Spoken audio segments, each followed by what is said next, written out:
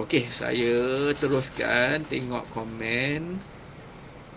Adakah pihak Dewan Sastra boleh ketahui sama ada sajak dan cerpen itu versi tangan manusia atau ChatGPT? Cik Gabriel, soalan panas. Okey, kami dah cubalah campak teks ni ke dalam aplikasi yang tertentu lah. Saya maklum kat sini ya. Dan dia membuat penelitian tersebut sebab mereka dapat tahulah yang memang karya-karya ini memang ada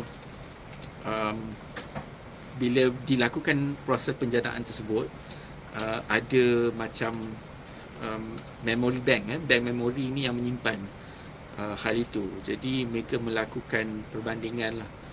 Kalau image tu kita dah tahu, sedia tahulah tentang hal ni kan. Tapi teks tu nasib baik ada. Jadi ya, perkara itu memang sedang diteliti Tapi harap-harap kalian janganlah buat kerja ni tolonglah, janganlah.